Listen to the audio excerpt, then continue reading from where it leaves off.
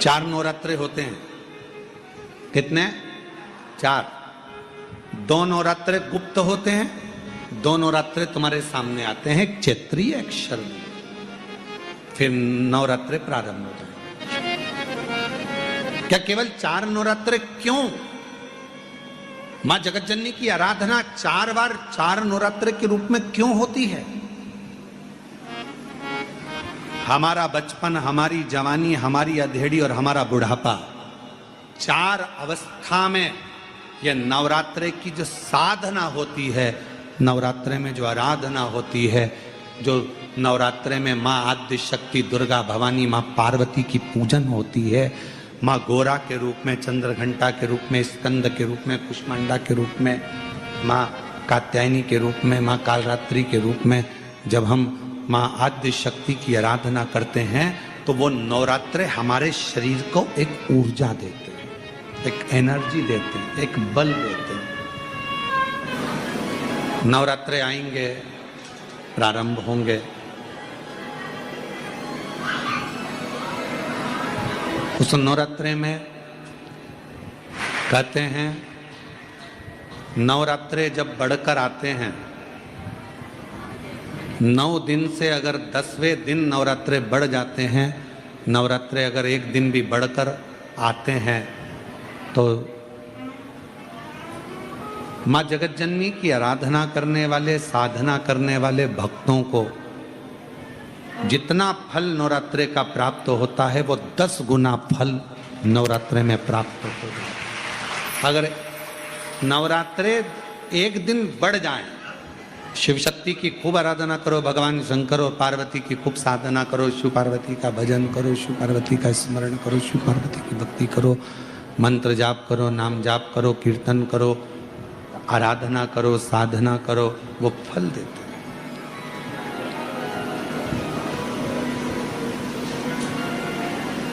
आराधना साधना मां अंबा जगदम्बा की भी शिव के साथ। संपूर्ण देशवासियों को बधाई देता हूं कि आज नवरात्रे के पहले दिन, नवरात्रे में जितनी शंकर की आराधना कर सकते हो उतनी करो। शंकर की आराधना करने से नवरात्रे में शक्ति का बल बढ़ता है।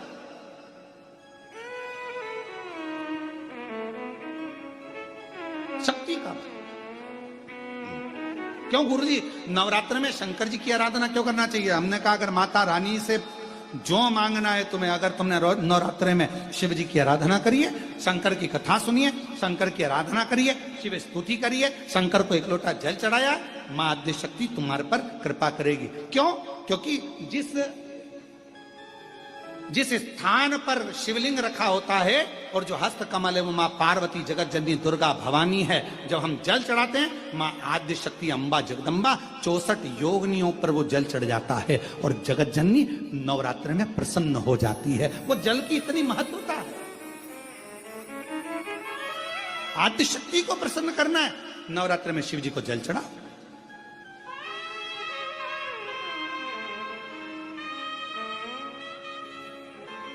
कोई बेटा बेटी है,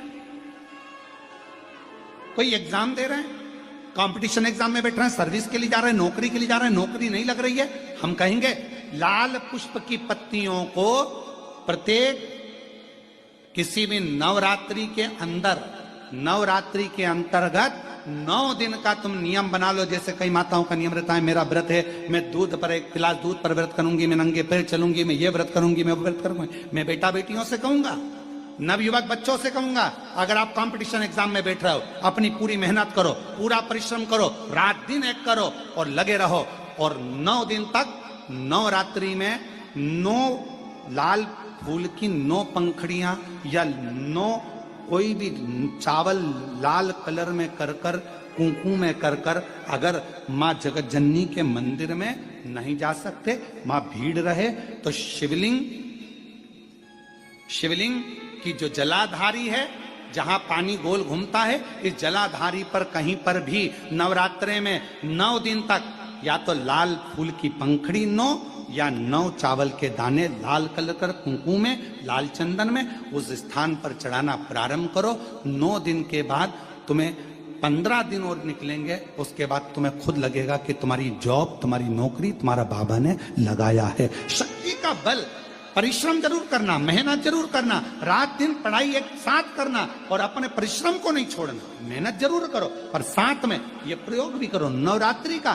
देखो शिव और शक्ति का बल तुम्हें प्रसन्नता देता है कि नहीं देता। शिव शक्ति का बल हमें प्रसन्नता देता है कि नहीं देता।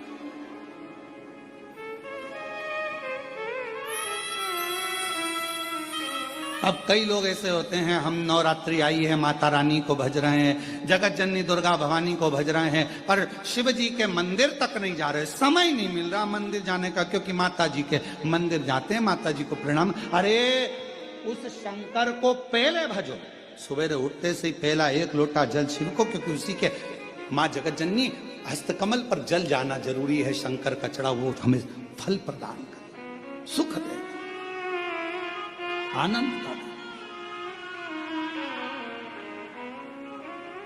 देवी जी का दर्शन करा है तुम लोगों ने? अरे बोलो तो जम के, करा है। तलवार है उनके हाथ में, ठीक है। काय पे बैठी हैं? शेर पे। तुम मोटरसाइकिल पे बैठ के इतनी घबरा जाती हो कि कोई तुम्हें घूर के देख ले तो तुम्हारी आंख में आंसू आ जाता है। वो भवानी है, दुर्गा शेर पर बैठी थी। शुंभ और निशुंभ दोनों राक्षसों ने आकर कह दिया था, ए सुंदरी, हम दोनों में से एक से तू शादी कर ले तो बच जाएगी, नहीं तो मर जाएगी। देवी अंदर गई गुफा में, शंकर भगवान से कहा, शुंभ निशुंभ आए हैं दरवाजे पर।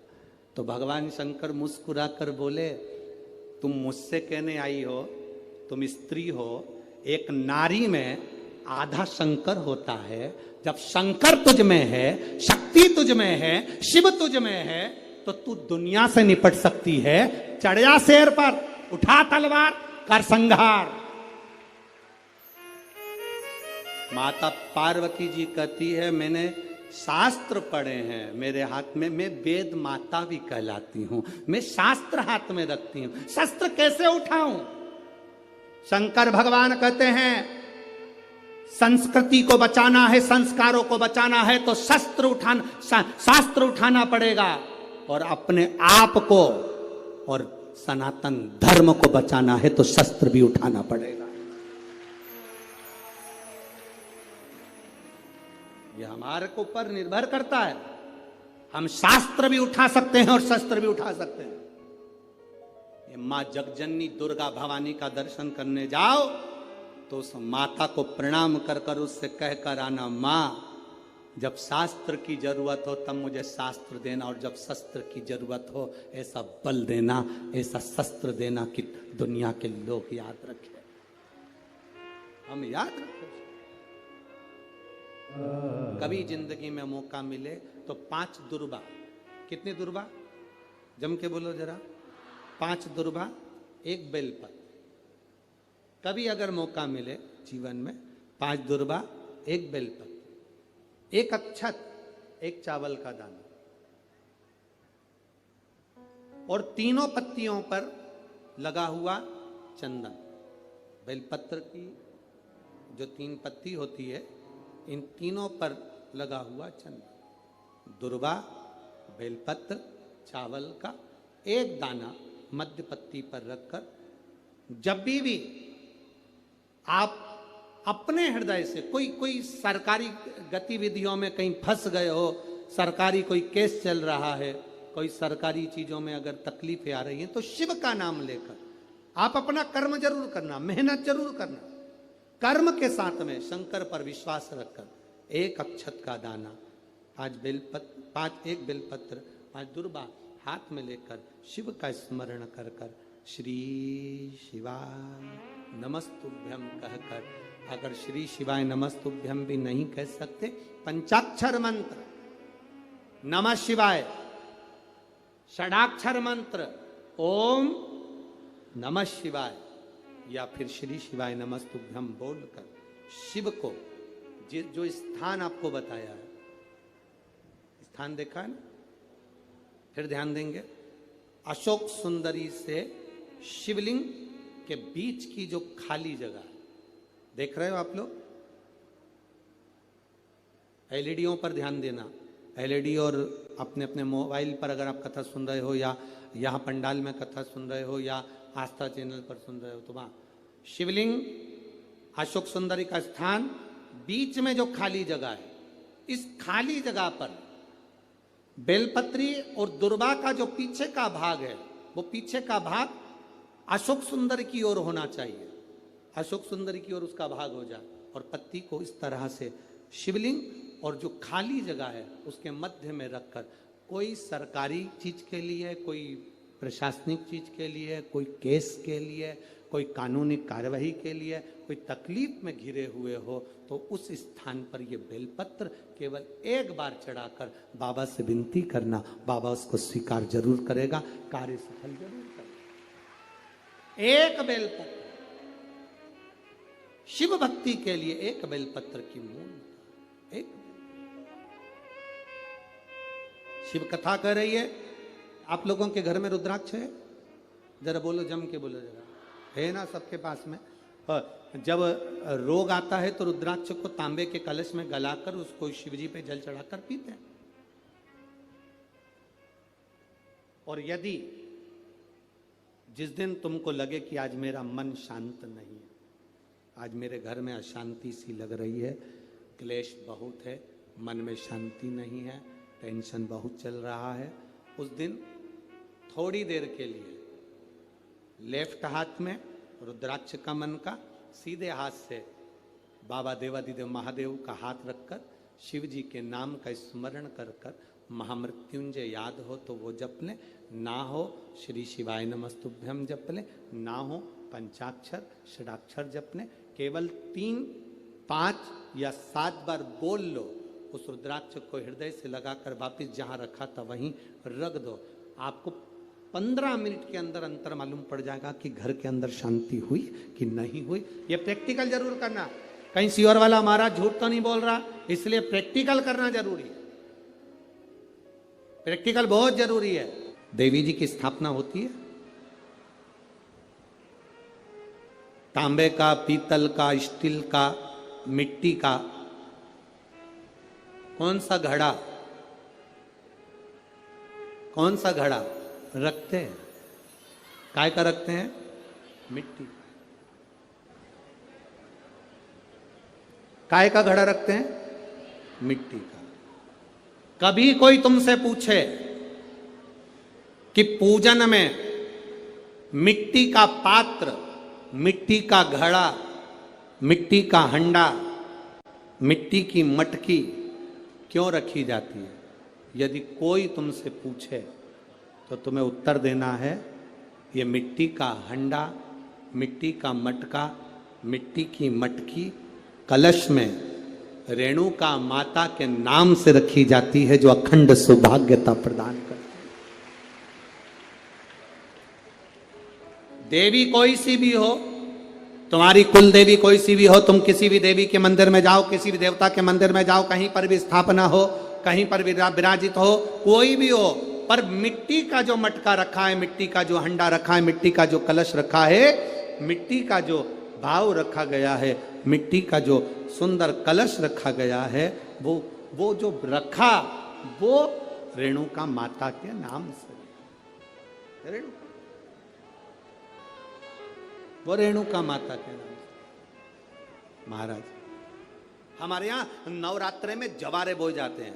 आप लोगों को इधर बोते हैं कि नहीं बोते हैं मालूम नहीं, हमको बोते हैं। इधर मट्टी के पात्र में जवारे बोए जाते हैं, कुंडी में जवारे बोए जाते हैं, मट्टी में गेहूं डालकर जवारा बोया जाता है। उस जवारे की मूलता क्या कहती है, उस जवारे की महत्वता क्या कहती है, क्यों बोए जाते हैं जवारे, उस जवारे की महत्वता क्या है? नवरात्रे में 9 दिन जवारे क्यों बोते हैं, उसको बोने का कारण क्या है? केवल कोई कहे कि हम ठाकुर जी को भजते हैं, भगवान कृष्ण को भजते हैं, कोई कहे हम तिरुपति बालाजी को, नारायण को भजते हैं, कोई कहता है कि हम हरि विट्ठल को, पांडुरंगा को भजते हैं, हमारे यहाँ हाँ हम इनको भजते हैं तो जवारे नहीं बोलते। ना ना, पुष्टि मार्गी है, ठाकुर जी की सेवा करने वाला है, उसके यहाँ भी ये 9 दिन जवारे बोए जाते हैं। रामानुज संप्रदाय से जुड़ा हुआ है, नारायण की पूजन कर रहा है, उसके घर में भी जवारे बोए जाते हैं। पांडुरंगा हरि विट्ठल की उपासना कर रहा है, उसके घर में भी जवारे बोए जाते हैं। जवारे का महत्व हमारे यहाँ शास्त्र कहता है। क्या महत्व है उसका, क्या फल है उसका? महाराज, जब देवी माता ने दुर्गा भवानी को पंचायत में बुलाया गया, शिव पंचायत में मां दुर्गा बैठी हुई है, और शिव पंचायत में जब दुर्गा भवानी बैठी, उपद्रवियों ने उपद्रव मचाया, अहंकारियों ने अहंकार मचाया, असुरों ने, राक्षसों ने हाहाकार मचाना प्रारंभ करा। तब उस समय पर देवाधिदेव महादेव माता पार्वती को देखकर, दुर्गा भवानी को देखकर मुस्कुरा रहे थे। केवल शिव मुस्कुरा रहे हैं, पार्वती को देखकर, दुर्गा भवानी को देखकर, मां जगत जननी को देखकर केवल मुस्कुरा रहे हैं। तब देवता सूर्य नारायण ने भगवान शिव जी को देखकर हाथ जोड़कर प्रार्थना करी। भास्कर देव बोले, सूर्य नारायण बोले, बाबा मेरे मन के संशय को मिटा दीजिए। शिव जी ने पूछा क्या काम है, बोलो क्या चाहते हो? शंकर भगवान से सूर्य देव, भास्कर देव कहते हैं, प्रभु आपके मुस्कुराने का कारण क्या? भारत की भूमि पर जितनी जगह पर भी आप लोग कथा सुन रहे हो, आस्था चैनल पर, फेसबुक, यूट्यूब पर जितने लोग कथा सुन रहे हो, बड़े ध्यान से सुनना कि जवारे क्यों बोए जाते हैं, नवरात्रि में जवारे की महत्वता क्यों होती है।